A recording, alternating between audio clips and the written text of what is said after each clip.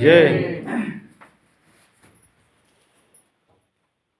बोलिए श्री सद्गुरुदेव महाराज की जय। आदि शक्ति जगत जननी श्री माता जी की जय।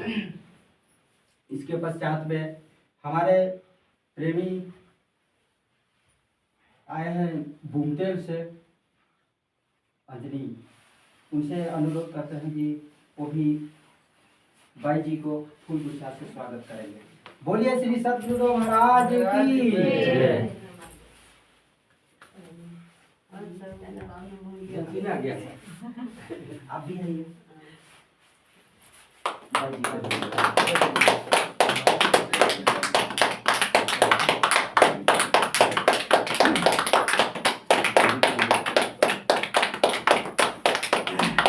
बोलिए श्री सद्गुरुदेव महाराज की आदि शक्ति जगत जननी श्री माता जी की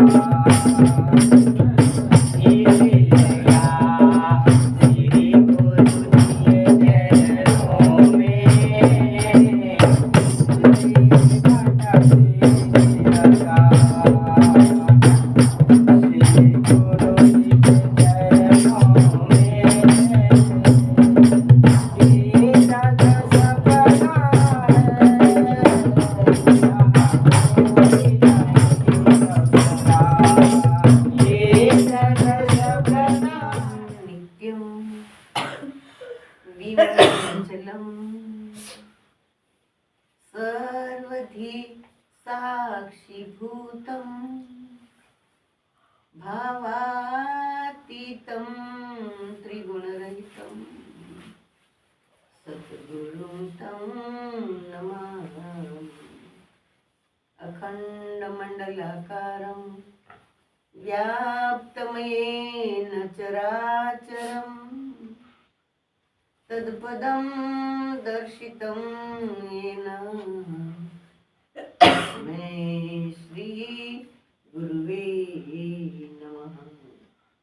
अज्ञानतिमिरान्धस्य ज्ञानाञ्जनशलाकया चक्षुरुन्मीलितं येन तस्मै श्री गुरुवे नमः। तस्मै श्री गुरुदेव नमो नमः। प्रेम से बोलिए श्री सद्गुरुदेव महाराज की जय। त्रिलोकपति श्री आनंद कंद भगवान की जय। परम आराध्या जगत जननी श्री माता जी की जय। सभी दिव्य महान विभूतियों की जय। सच्चे गुरु दरबार की जय। सत्य सनातन धर्म की जय। मानव धर्म की जय। भारत माता की जय।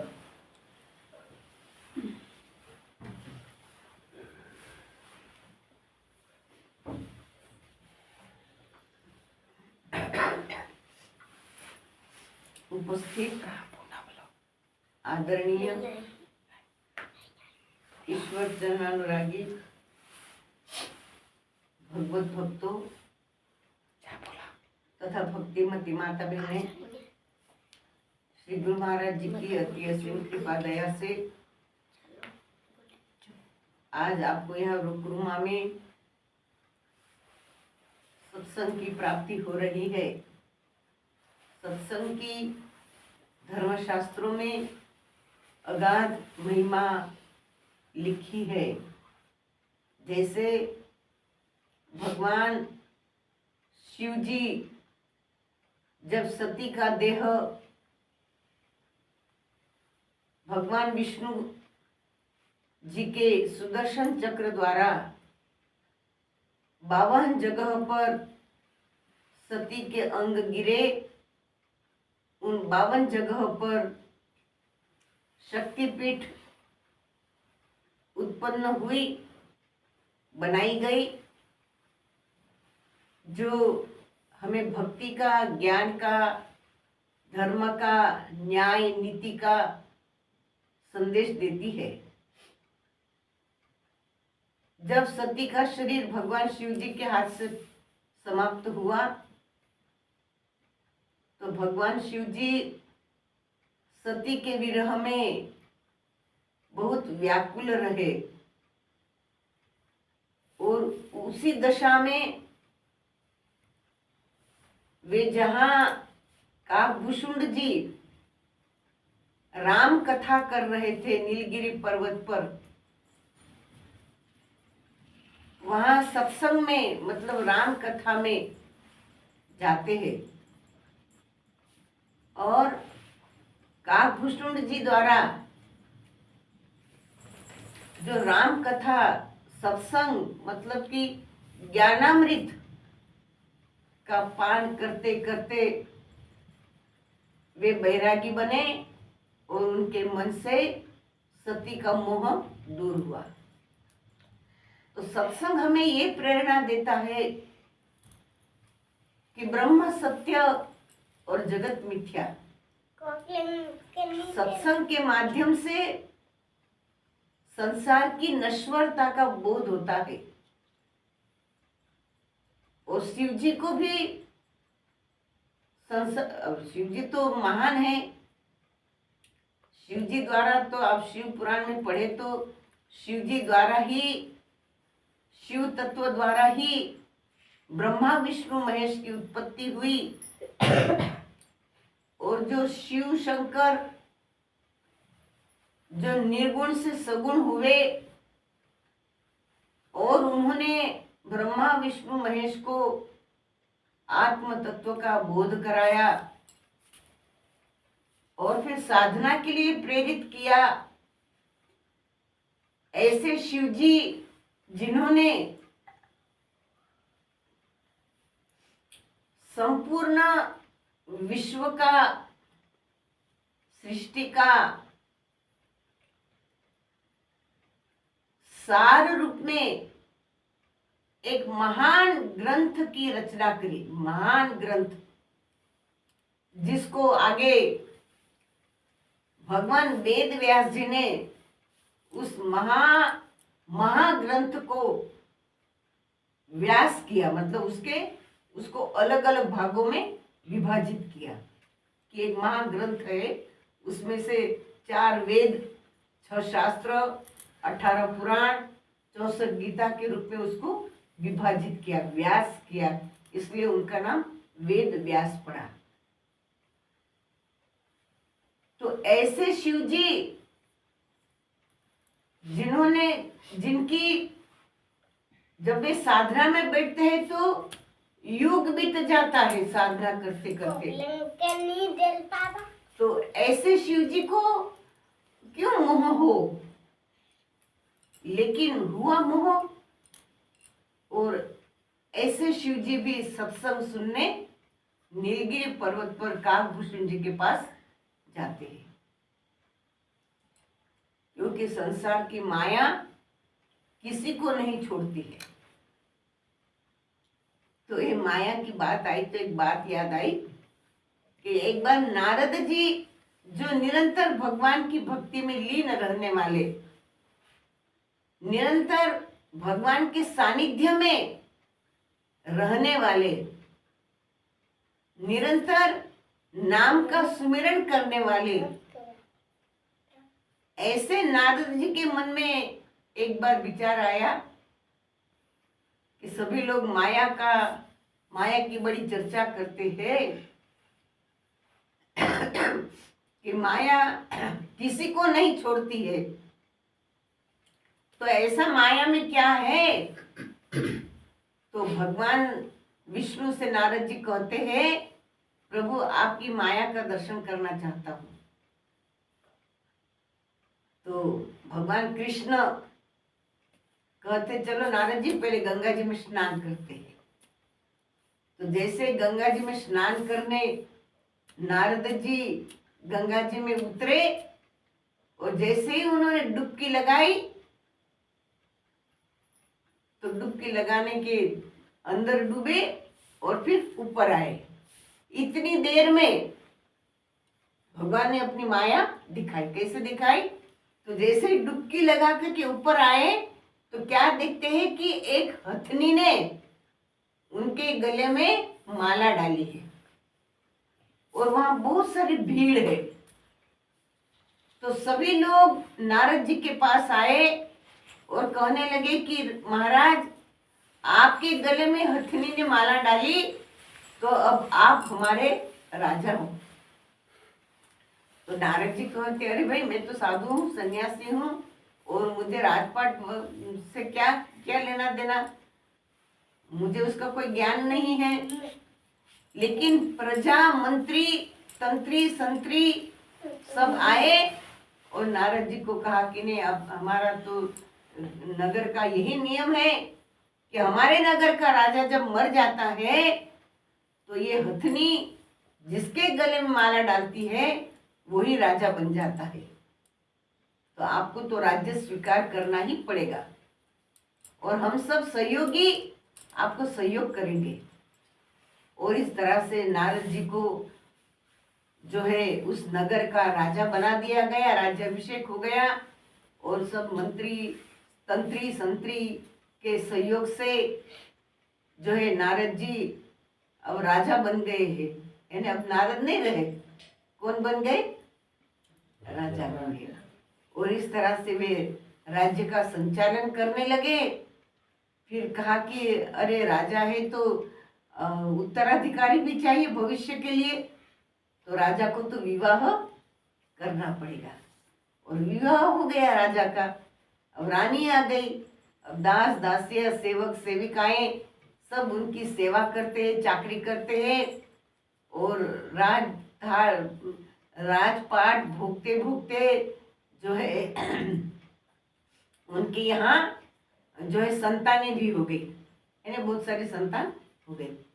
तो उन संतानों के प्रेम में, पत्नी के प्रेम में, प्रजा पालन में,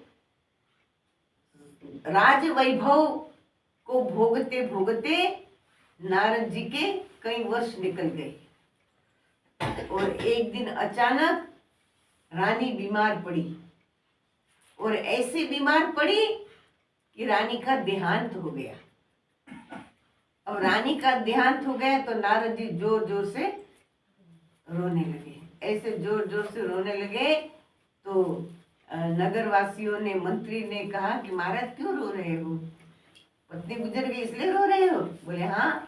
तो बोले तो इसके लिए मत रो, हमारे नगर का ये भी नियम है कि राजा के पीछे रानी सती होती है तो रानी के पीछे राजा को भी उसके साथ जलना पड़ेगा, तो आपको भी मरना पड़ेगा इसके लिए।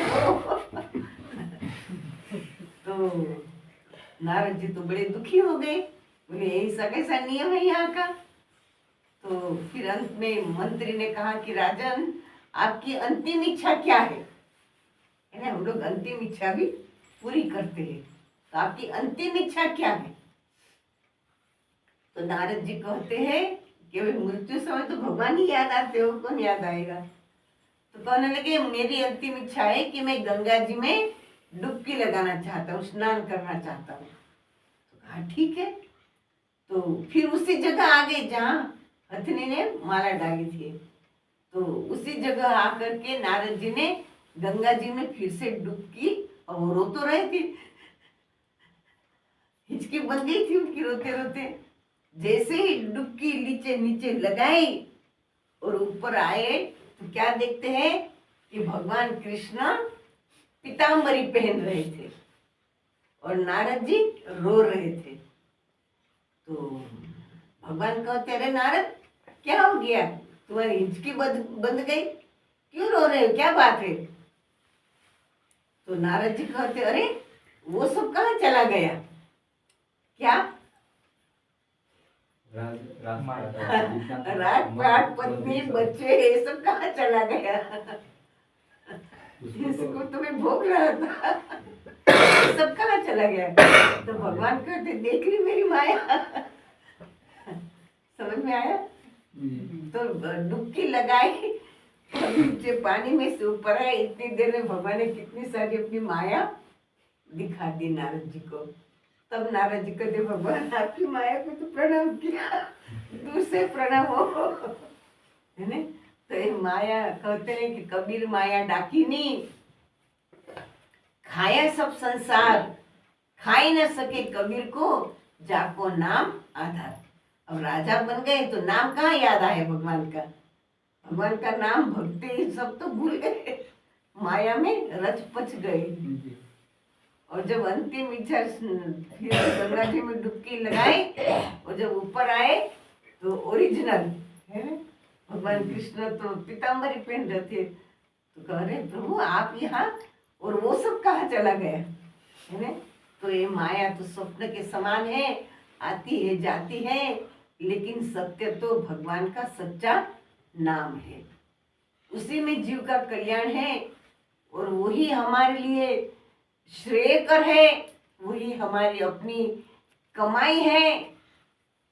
नाम सुमिरन की चाबी लेकर यदि स्वर्ग में गए तो स्वर्ग के दरवाजे हमारे लिए खुले मिलेंगे। तो नाम ही सार है, बाकी सब असार है।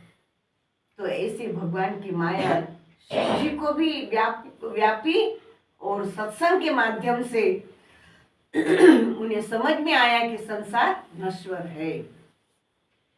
तो सत्संग की तो सबको जरूरत पड़ती है। सत्संग क्या है? सत्संग एक ज्ञान चर्चा है ना? ईश्वर चर्चा, ईश्वर के ज्ञान की चर्चा। तो सत्संग का इसलिए बहुत बड़ा महत्व है, क्योंकि जहाँ सत्संग होता है वहाँ स्वयं भगवान विराजमान होते हैं। तो जैसे बात आती है कि एक सेठ जी थे और जब वो रात्रि को सो रहे थे तो सवेरे सवेरे उनको एक स्वप्न आया और स्वप्न में सेठ जी ने देखा कि लक्ष्मी जी उनके स्वप्न में आई और लक्ष्मी जी कहती है कि सेठ जी, आपके और आपके बाप दादा परदादा इन सब ने मेरा बहुत सदुपयोग किया। मेरा बोले तो लक्ष्मी का, लक्ष्मी बोले तो पैसा, है ना? पैसा का बहुत सदुपयोग किया है। इन्होंने कई आश्रम बनाए, स्कूल कॉलेज बनाए, हॉस्पिटल बनाए, कुआं बावड़ी बनाए, अनाथ निर्धन लोगों की सेवा करी, मदद करी, धर्मार्थ कार्य में इन्होंने मेरा सदुपयोग किया है और इसलिए मैं तुम्हारे परिवार पर अति प्रसन्न हूं और इसलिए आप मुझसे एक वरदान मांग लो, क्योंकि अब मैं तुम्हारे घर से जाना चाहती हूँ, है ना? लक्ष्मी जाना चाहती है, तो जाते जाते मैं आपको एक वरदान देना चाहती हूँ, कुछ वरदान मांग लो। तो सेठ जी सोचने लगे क्या मांगे। तो सेठ जी लक्ष्मी जी से कहते हैं कि देवी, जो सत्कार्य में धन वापरा गया है उसमें मेरा अकेले का कोई श्रेय नहीं है, क्योंकि कोई भी काम करते हैं तो उसमें पूरे परिवार का सहयोग होता है। जैसे किसान है, किसानी करेगा, खेती करेगा तो उसमें किसान की पत्नी, बच्चे, नगरवासी, सरकार, कुदरत, ईश्वर, सबका उसमें सहयोग होता है। और इसलिए जो है सेठ जी कहते हैं कि तो पूरे परिवार को मैं पूछ करके आपको कल बताऊंगा कि मुझे क्या चाहिए। तो आप कृपा दया करके कल मेरे स्वप्न में आइए, मैं आपको परिवार से पूछ के कल बताऊंगा कि मुझे क्या चाहिए। तो लक्ष्मी जी कहती, ठीक कहते हो, कल स्वप्न में आ जाऊंगी। तो सेठ जी की नींद खुल गई और सेठ जी नाम सुमिरन में बैठ गए। और जब घर परिवार के सब लोग जाग गए और जब चाय पीने के लिए सब लोग एक साथ इकट्ठा हुए, तब सेठ जी ने अपने स्वप्न की बात सबके सामने रखी। क्योंकि सेठ जी के 4-5 बेटे थे, बहुएं थी, पत्नी थी, नाती पोते थे। तो सबको इकट्ठा करके सेठ जी ने ये बात पूछी कि लक्ष्मी जी ने कुछ मांगने के लिए कहा है, तो हमें क्या मांगना चाहिए। तो सज्जनों, आज आप सब लोग यहाँ बैठे हो, मैं भी आपसे पूछती हूँ कि यदि लक्ष्मी जी आपको कुछ देना चाहे तो आप क्या मांगोगे? क्या मांगोगे? हैं? क्या मांगोगे? तो बड़ी रानियां जो थी, जो है बड़ी बहुएं थी, वो कहती है कि ससुर जी आप तो जो है धन दौलत, जमीन, जहांगीर, ये सब कुछ मांग लो। सबने अलग अलग अपने मत विचार वहां रखे। लेकिन जो छोटी बहू थी, आत्मज्ञानी थी, समझदार थी, वो कहती कि पिताजी यदि कुछ मांगना है तो ये मांगो कि हे देवी, हमारे घर में नित्य संतों का आगमन होता रहे, सत्संग होता रहे, हम गुरु महाराज जी की सेवा करें, और दूसरा हमारे परिवार में सब में एकता हो, है ना, परिवार में फूट ना हो। तो सेठ जी ने सबकी बात सुन ली। और जब दूसरे दिन लक्ष्मी जी स्वप्न में आई तो सेठ जी कहते मांगने के लिए कहा लक्ष्मी जी ने। तो सेठ जी कहते हैं कि हे देवी, यदि देना ही कुछ चाहते हो तो हमारे परिवार में एकता हो और हमारे यहाँ निरंतर संत महात्मा आए, सत्संग हो, गुरु महाराज जी की, संतों की सेवा हमारे हाथों हो, बस हम यही मांगते हैं और हमें दूसरा कुछ नहीं चाहिए। तो लक्ष्मी जी कहने लगी कि अरे अरे सेठ जी, आपने ये क्या मांग लिया? जहाँ सत्संग होता है, जहाँ ईश्वर की चर्चा होती है, जहाँ ज्ञान चर्चा होती है, वहां तो मेरे भगवान विराजमान रहते हैं, है ना। भाई जहाँ सत्संग, भगवान के नाम की चर्चा हो, वहां सूक्ष्म रूप से भगवान विराजमान रहते ही है। और लक्ष्मी जी कहती है कि जहां मेरे भगवान रहते हैं, मैं भी वहीं रहता हूँ, है ना। और कहते हैं कि भाई पतिता को सब कोई भजे, पति को भजे ना कोई। और पतिता छोड़ पति को भजे तो पतिता चेरी हुई। ये पतिता की जगह दूसरा शब्द है, याद नहीं आ रहा। तो कहते हैं कि यदि पतिता यानी माया, माया को सब कोई भजते हैं, लक्ष्मी को सब कोई भजते हैं, लेकिन लक्ष्मी पति को कोई नहीं भजता। लेकिन जो लक्ष्मी पति को भजे तो लक्ष्मी जी तो उनकी चेरी यानी दासी बन जाती है, वो तो उनके साथ में ही रहती है।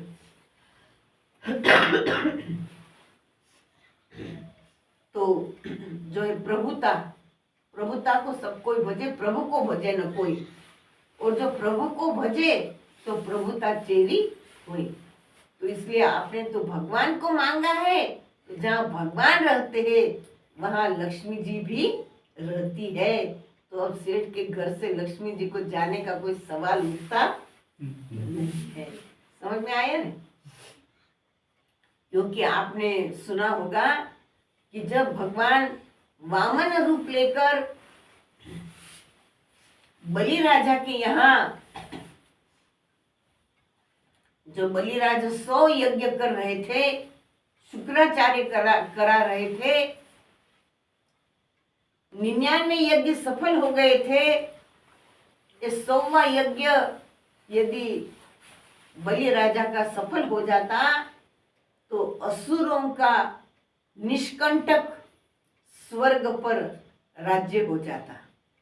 और जब असुरों का राज आ जाता तो असुर तो अधर्म फैलाते, आतंक फैलाते, नराधम हो जाते और जो है संसार में नकारात्मकता फैल जाएगी, सारा संसार अधर्म से भर जाएगा। इसलिए भगवान नहीं चाहते हैं कि अधर्म फैले, आतंक फैले। और इसलिए भगवान ने उस 100वां यज्ञ पूरा न हो, उसमें बाधा हो, इसलिए भगवान ने वामन रूप धारण करके बलि राजा के यहाँ आए। तो भिक्षान देहि, भिक्षान देहि। तो यज्ञ का एक नियम होता है कि अगर कोई ब्राह्मण, कोई याचक भिक्षा लेने आया है तो उसको भिक्षा देनी ही है। तो वहां वो व्यवस्था भी थी, है ना। मंत्री संतरी को गेट पर रखा था कि भाई जो आए, जो मांगे उनको दान देना। तो वहां उसी इंतजाम के वजह उन्होंने वामन भगवान को कहा कि लो, आपको जो चाहिए मांग लो, अन्न मांग लो, धन मांग लो, सोना चांदी, गाय, जमीन, जो चाहिए मांग लो। तो कहा कि ये सारी चीजें तो मेरी पानी की बोतल लाना टेबल पर। ये सारी चीजें तो मेरे लिए धूल के समान है। कौन बोलता है? वामन भगवान। मुझे ये कुछ नहीं चाहिए। और मैं यदि लेता भी हूं, टेबल पर है, देखना 2 बोतल है मेरी, अगर मैं लूंगा तो भी आपके हाथों नहीं, मैं तो राजा के हाथों ही लूंगा। लेता हूं तो राजा के हाथों लूंगा। तो वहां के जो कार्यकर्ता थे राजा के पास गए, वो तो यज्ञ चालू हो गया था, है। अब चालू यज्ञ में तो उठा नहीं जाता। शुक्राचार्य यज्ञ करा रहे थे और ये लास्ट अंतिम यज्ञ था। जाकर के समाचार दिया कि महाराज कोई बटुक ब्राह्मण आया है और वो आप ही के हाथों दान लेने की जिद कर रहा है। तो अब ब्राह्मण है और वो भी बटुक यानी छोटा है, तो उसको तो खुश करके भेजना ही है, देना ही है। तो शुक्राचार्य क्या नाम, बलि राजा उठ करके जाने लगे। तो शुक्राचार्य ने मना किया कि बोले यज्ञ से बीच में से उठ करके जाना उचित नहीं है। तो कहा कि आप ही ने नियम रखा है कि कोई याचक खाली हाथ न जाए, तो फिर दान तो देना ही पड़ेगा। नहीं, बच्चा तो है, अभी देकर आ जाता हूँ। तो जबरदस्ती तो बलि राजा उठ करके चले गए। तो बलि राजा ने कहा कि मांगो बालक, क्या चाहते हो। तो भगवान है, वो तो बड़े चतुर है। तो कहते हैं कि जिससे कुछ लेना है तो उसकी थोड़ी मान बढ़ाई करनी चाहिए, है ना। तो जो है वामन भगवान कहते हैं कि हे राजन, मैंने तो तुम्हारे दादा परदादा की बहुत महिमा को सुना है। तुम्हारे पिताजी विरोचन ने तो अपनी आयु इंद्र को दान में दे दी थी। और फिर तुम्हारे दादा प्रहलाद, इन्होंने तो भगवान की कैसे भक्ति करी कि प्रहलाद के लिए तो भगवान को नृसिंह रूप धारण करके आना पड़ा था। और तुम्हारे परदादा हिरण्याक्ष, उन्होंने भी ब्रह्मा जी की बहुत कड़ी तपस्या करी थी। हमारे अंदर तो सबके गुण है। हिरण्याक्ष की तरह हिरण्यकशिपु की तरह तुम्हारे अंदर शूरवीरता है, भगवान की भक्ति है, और जो है विरोचन की तरह दान देने की क्षमता है, तुम्हारे पिता दादा प्रहलाद की तरह तुम्हारे अंदर जो है ईश्वर के प्रति भक्ति भरी है, तभी तो इतना बड़ा स्वयज्ञ कर रहे हो। तो बलिराजा बड़े प्रसन्न होते, कहते कि तुम तो बहुत छोटे हो, तुमने क्या मेरे दादा परदादा को देखा है? तो बोले नहीं नहीं, मैंने देखा नहीं हूँ, लेकिन मैंने शास्त्रों में इनकी गाथा को पढ़ा है, सुना है। तो कहते कि चलो तुम कुछ मांग लो। तो भगवान कहते हैं कि मेरा त्रिकाल संध्या का नियम है, और मैं सवेरे किसी सेठ के ओटले पर बैठकर त्रिकाल संध्या कर रहा था, ध्यान कर रहा था, तो सेठ ने मुझे उठा दिया, भगा दिया। तो मैं सोचता हूँ कि मेरी अपनी थोड़ी सी भूमि हो, तो अपनी भूमि में बैठकर मैं भजन साधना करता रहूं। इसलिए राजन, मुझे तो ज्यादा कुछ नहीं चाहिए, लेकिन मुझे मेरे पांव से नाप कर 3 पग पृथ्वी चाहिए। तो राजा तो हंसने लगे, बोले थोड़ा सा एक आधा गांव मांग लिया होता। तो बोले ना ना, साधु तो संतोष ही अच्छा होता है। साधु के लिए तो कहते कि साईं इतना दीजिए, जामे कुटुंब सवाए, मैं भी भूखा ना रहूं और साधु भी भूखा न जाए। तो नहीं, हम तो संतोषी साधु है, हमको कुछ ज्यादा नहीं चाहिए, बस मेरे पांव से नाप कर मुझे 3 पग पृथ्वी चाहिए। तो इस तरह का यह संवाद होता है वामन भगवान और बलि राजा का। तो शुक्राचार्य सोचने लगे कि इतनी देर क्यों लग रही। तो शुक्राचार्य वहां आए, और जैसे उन्होंने बलि राजा जो है वामन भगवान को देखा, तो शुक्राचार्य तो भाई बहुत पहुंचे हुए थे। भृगु भृगु भृगु भृगु ऋषि के पुत्र थे शुक्राचार्य। तो समझ गए कि अरे ये तो स्वयं भगवान है। तो कहा कि अरे तू बलि राजा, ये तो स्वयं भगवान तुम्हें ठगने आए हैं, है ना, इनको दान मत देना। तो बलि राजा कहते कि आपने ही तो कहा कि भगवान जब आए हैं तो भगवान को तो दान देना ही चाहिए, आपने तो ये सिखाया है। भगवान को कैसे दान देने से मना करे, जब स्वयं वो खुद आकर के मांग रहे तो उनको कैसे मना करे। तो बोले ठगने आए, बोले ठगे तो ठगे लेकिन दान तो उनको देना ही है। तो शुक्राचार्य कहते देना तो है दो, लेकिन उनके पांव से नाप कर मत दो, तुम्हारे पांव से नाप कर दो। तो कहते हैं कि नहीं, तो उन्होंने जैसा मांगा वैसे मुझे देना है। तो शुक्राचार्य ने कहा कि मैं संकल्प नहीं कराऊंगा। तो जो पानी होता है ना, उसको क्या बोलते हैं, उसके अंदर से पानी आता है, नालचा होता है उसमें, कमंडल, छोटा कमंडल है ना, तो कमंडल में पानी था, तो पानी हाथ में लेके संकल्प करना था। शुक्राचार्य बोले मैं संकल्प नहीं कराता, और बिना संकल्प के दान जो है दान की प्रक्रिया अधूरी रहती है।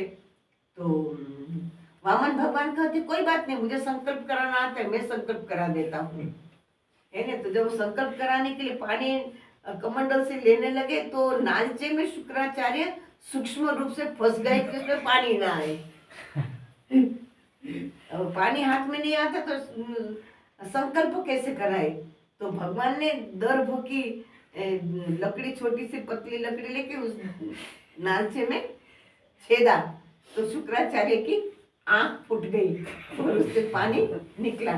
और भगवान ने संकल्प कराया, है ना, कि मैं संकल्प करता हूँ कि जो भिक्षुक दान लेने आया है उसको अपने उनके पांव से नाप कर 3 पग पृथ्वी दान में दे रहा हूँ, स्वाहा।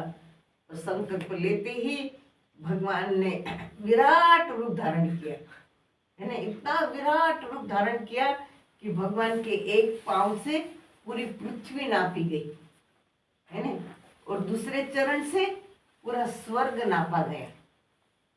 और तब भगवान कहते हैं कि बलि राजा बताओ तीसरा चरण कहाँ रखोगे।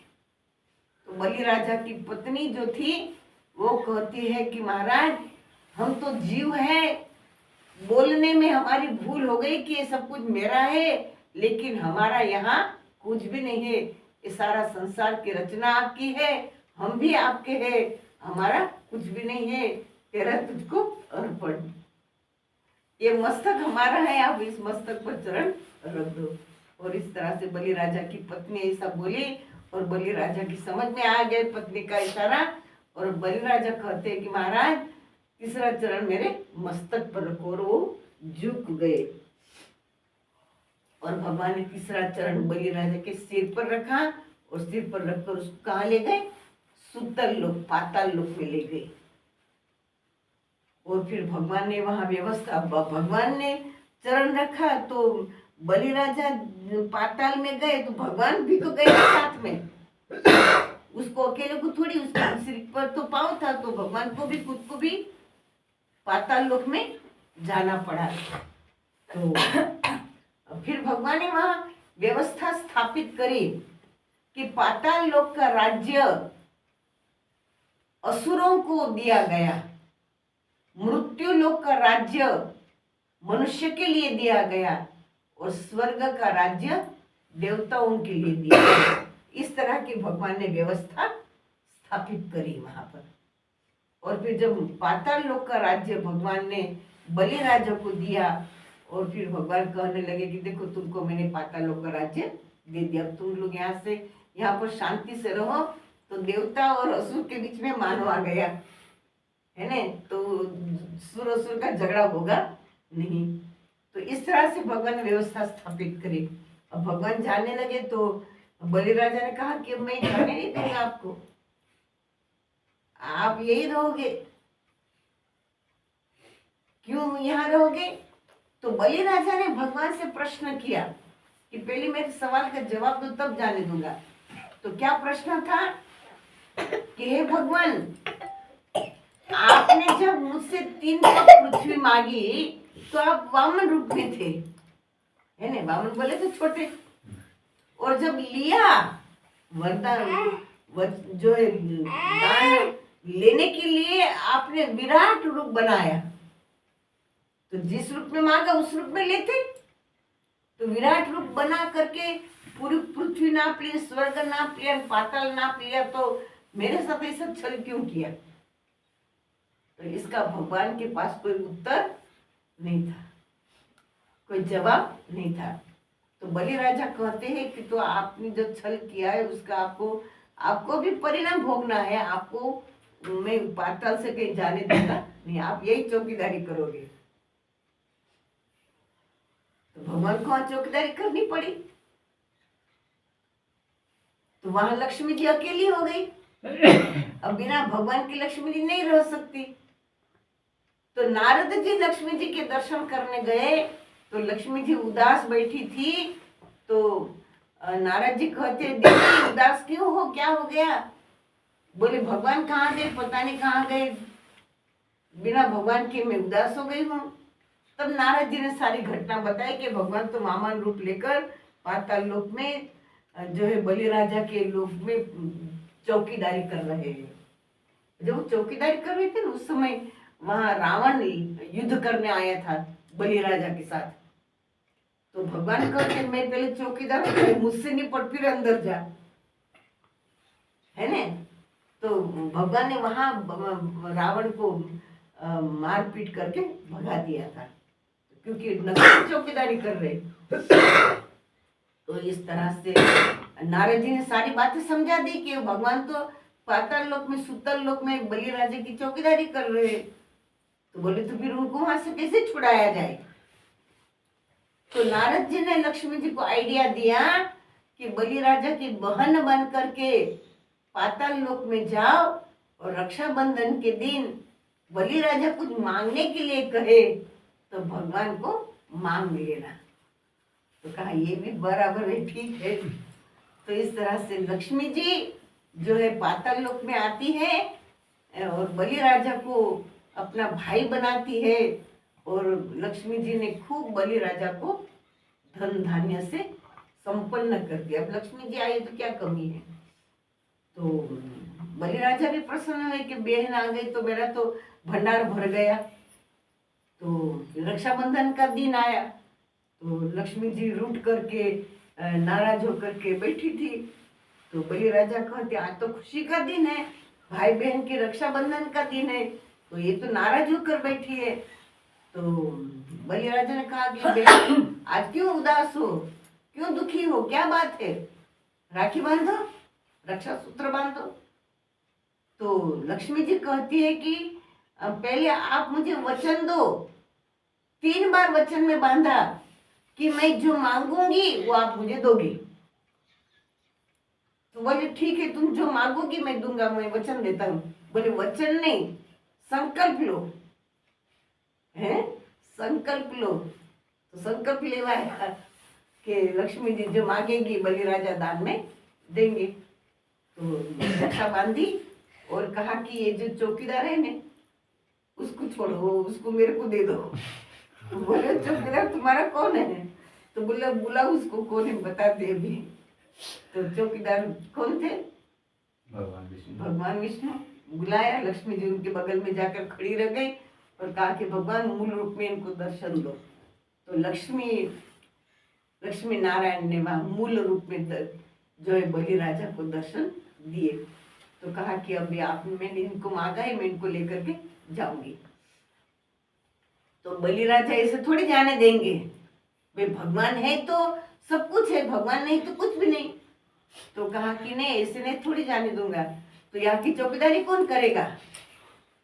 चौकीदारी तो करनी ही पड़ेगी। तब जो है भगवान ने ब्रह्मा जी और शिव जी को याद किया और ब्रह्मा जी और शिव जी वहां पाताल लोक में आए और ब्रह्मा जी ने कहा कि पाताल लोक की 4 महीना मैं चौकीदारी करूंगा। शिव जी ने कहा 4 महीना मैं चौकीदारी करूंगा। कितने महीने हुए? 8। 12 महीने 1 साल होता है ना। तो कहा कि अब 4 महीने तो विष्णु भगवान को चौकीदारी करनी पड़ेगी। तो वो 4 महीने कौन से थे? ये जो हम कहते हैं ना चतुर्मास, देव पोढ़ी एकादशी और देव उठी एकादशी। पोढ़ी यानी सो गए और उठी यानी जाग गए। तो ये 4 महीना भगवान पाताल लोक में जाते हैं। भगवान की ड्यूटी है 4 महीने चतुर्मास। तो कहने का भाव मेरा ये है कि उसी चतुर्मास में कितने सारी भक्ति होती है नहीं, कितने सारे त्योहार आते हैं। तो चतुर्मास इसीलिए मनाया जाता है। चतुर्मास या तो पता नहीं, लोग को तो पता ही नहीं। हम तो चतुर्मास में खूब भक्ति करते थे, घर में थे तो कि भाई चतुर्मास का एक टाइम भोजन करना, चतुर्मास मंदिर में जाना, चतुर्मास भागवत पढ़ना, रामायण पढ़ना, मंदिरों में जाना, मंत्र करना, माला करना। घर में थे पर ज्ञान नहीं था, सत्संग नहीं मिला था, तो बहते थे, बह जाते थे लोक वेद के साथ। तो इस तरह का होता था। तो कहने के मेरा यहाँ भाव ये है कि जहाँ सत्संग है, जहाँ ज्ञान चर्चा होती है, वहाँ भगवान सूक्ष्म रूप से विराजते हैं। तो भगवान के साथ लक्ष्मी जी भी वहाँ विद्यमान रहती है ना। और इसलिए सत्संग का बड़ा महत्व है। कहते हैं ना कि संत ने मेहमान जहाँ, उस घर को यम डेरा समझो, जीते जी शमशान जहाँ। यानी जिस घर में संतों का आगमन नहीं होता, संतों का आवभगत नहीं होती, वो घर तो यम डेरा है, यम का डेरा बताया है। और इसलिए देखो आपको यहाँ सत्संग मिलता ही रहता है। जहाँ सत्संग होता है वहाँ भगवान रहते, तो वो घर भी आबाद हो जाता है। क्योंकि जाने अनजाने में सेवा तो मिल ही जाती है। और जब संत महात्मा घर में आते हैं तो घर की सफाई भी हो जाती है। घर में बच्चों में भी संस्कार आ जाते हैं कि भाई जी आने वाले हैं तो आज मस्ती नहीं करना है, अच्छे से रहना है। फर्क तो हो ही जाता है। संत महात्मा, मैं जब राजस्थान में थी, एक घर में मैं जाती थी तो वहाँ छोटे छोटे बच्चे थे, उनके नाती पोती, तो वो अपने मित्रों को बुला कर लाते थे और कहते देखो हमारे घर में भगवान आए, हमारे घर में भगवान आए। हम 2 भाई जी जाते थे, सारे बच्चे आते थे, प्रणाम करते थे, फिर प्रसाद देते थे हम उनको, बोलते हमारे घर में भगवान आए। तो मतलब बच्चों में भी संस्कार आया ना ये, है ना। कई घरों में तो छोटे छोटी लड़कियां फिर बाई जी का सत्संग हो गया, बाई जी चले गए तो फिर वो शॉल ओढ़कर या चुन्नी ओढ़ करके बैठ जाते, मैं बाई जी हूँ, आओ सज्जनों सत्संग सुनो, प्रेमी सज्जनों हमने भजन गाऊंगी करके, मतलब कि एक संस्कार आ जाता है ना बच्चों में भी। एक में गए तो आरती करी हमने और जोर जोर से जयकारा बोला तो बच्चे जोर जोर से जय जय हो जय हो जय हो करने लगे, तो बच्चों में भी वो संस्कार आता है। तो इसलिए सत्संग की बहुत महिमा है और इसलिए प्रत्येक प्रेमी के घर में सत्संग होना चाहिए, है ना। आप ये मत सोचो कि भाई बाई जी आएंगे तो उनको क्या खिलाना है, क्या पिलाना है, कैसे रखना है, तो डरने की कोई बात नहीं है। हम भी आपके जैसे ही है, जैसे जो एक खाट बिछा देना, उनको थोड़ा सा ओढ़ने बिछाने के लिए दे देना, हमको और कुछ नहीं चाहिए।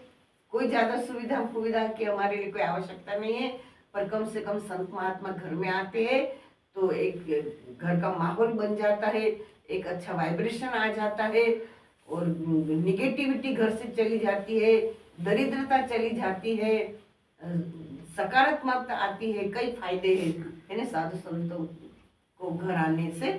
तो थोड़ी बहुत कुछ सेवा हो जाएगी आपके हाथ से, तो आपका धन पवित्र हो जाएगा, आपका अन्न पवित्र हो जाएगा, आपका घर पवित्र हो जाएगा, माहौल अच्छा हो जाएगा। तो आप ऐसा डर भय न रखते हुए, मैं तो प्रत्येक जगह सब जगह कहती हूँ, प्रत्येक प्रेमी को साल में एक बार अपने घर में सत्संग का नियम रखना चाहिए।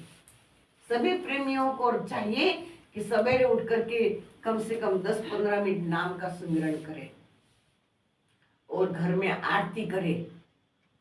घर में रोज आरती होती रहेगी तो बच्चों को भी वो संस्कार पड़ेगा। और आज के बच्चे देखो सबके हाथ में मोबाइल है, अब मोबाइल अच्छा भी है तो बुरा भी है ना, उसमें अच्छाइयाँ है तो बुराइयाँ भी है, सकल पदार्थ है जग माही। तो लेकिन जो है आजकल की पीढ़ी अच्छा है तो कम ग्रहण करती है, लेकिन बुरी चीज लोग जल्दी सीख जाते हैं। तो उन बुराइयों से, कलयुग के प्रभाव से, यंत्र के प्रभाव से नई पीढ़ी को यदि दूर रखना है, उसको संस्कार उसमें डालना है, तो सभी प्रेमियों को चाहिए कि सत्संग अपने घर में हो, बच्चों को भी सत्संग में लाए और उसी से बच्चों में सुसंस्कृत बच्चे होंगे। और आज इन बातों की बहुत ज्यादा जरूरत है ना, इसलिए आप अपने घरों में भी सत्संग कराइए।